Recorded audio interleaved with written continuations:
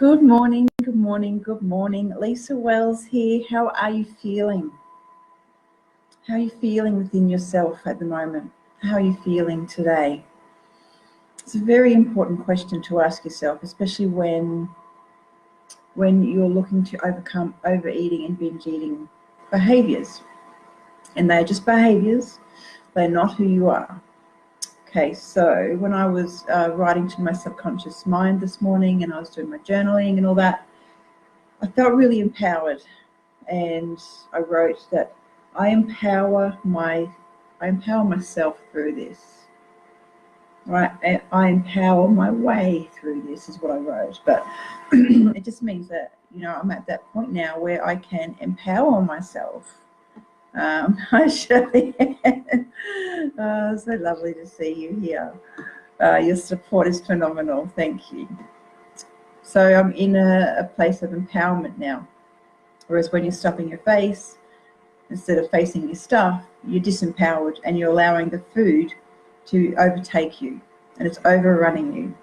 And unless you stand up to those things and you tell them, no more, this is not what I want, this is not how we're going to do this, you need to sort of wrangle those thoughts and those feelings until you are in control enough so that you're the one telling them what to do. It's okay to have thoughts and feelings, but it's not okay to have them overrunning you and overriding you.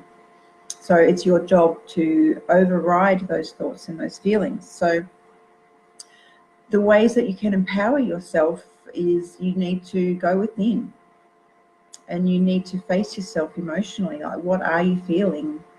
Work it out. Just write it down. Even if you don't know what it is that you're feeling, just, take a few moments and allow yourself to feel. Give yourself that gift, because it is a gift, You can still eat, I allow myself to eat anything I want. I allow myself to eat chocolate. I tend to eat more sort of dark chocolate nowadays because my taste doesn't go to the sugary Cadbury sort of stuff that I used to have all the time.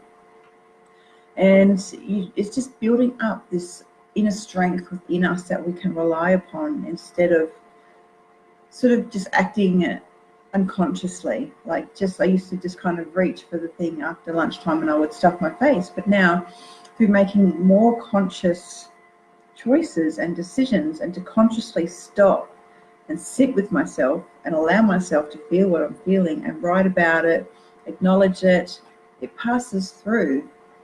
But we are sort of acting subconsciously, like when you get in the car and you drive from here to work, sometimes you think, well, how did I get here? I just kind of did it because I know the way. And our behaviors are just happen, it's like on autopilot. So to make those changes in the subconscious mind, you need to consciously do it. You need to be consciously aware of what you're thinking and then change those thoughts.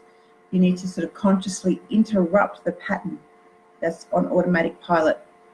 So there's a loop in your brain of thoughts, and there's also the automatic actions and responses as well.